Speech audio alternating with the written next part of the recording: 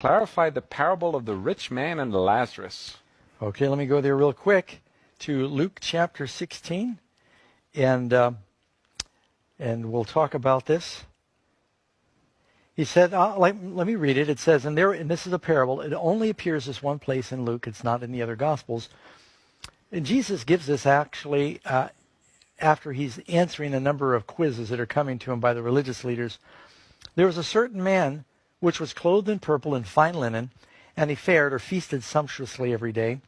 And there was a certain poor beggar named Lazarus that laid at his gate full of sores, desiring to be fed with the crumbs that fall from the rich man's table.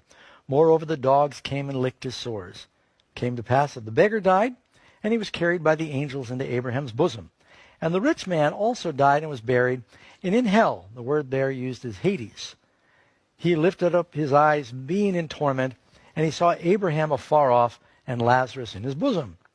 And he cried out and said, Father Abraham, have mercy on me, and send Lazarus that he might dip the tip of his finger in water and cool my tongue, for I am tormented in this flame. But Abraham said to him, Son, remember that you in your lifetime received good things, and likewise Lazarus evil things. But now he's comforted, and thou art tormented. And beside all this, between you and us there is a great gulf fixed, so that those who would pass from here cannot to you, neither can they pass to us that would come from thence. He said, but I pray therefore, Father, if you would send him to my father's house. For I've got 5 brethren, that he might testify to them, lest they also come to this place of torment.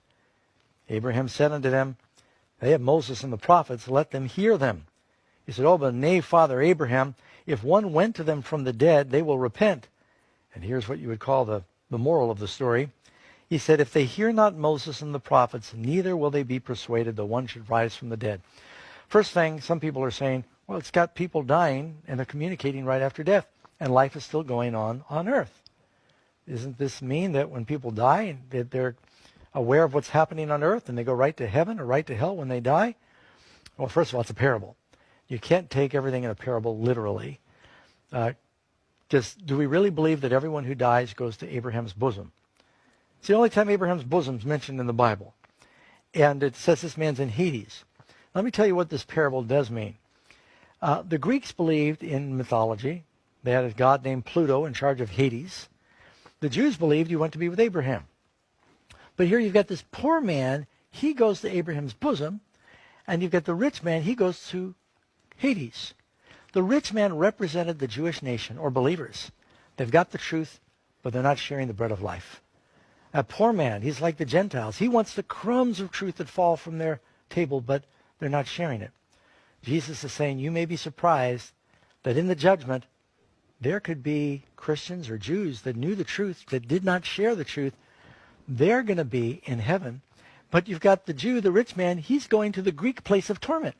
So Jesus is using some irony here. They all understood what was happening. They were surrounded by these Gentiles that were starving for the crumbs that fell from their table. It's symbols. Mm-hmm. One drop of water cannot cool a person's tongue. And did Jesus raise someone from the dead by the name of Lazarus? And they still didn't believe. They wanted to kill him. So it's clearly a parable. It's not telling us that. Wouldn't it be awful if the people in heaven and hell could talk to each other? When you think about that.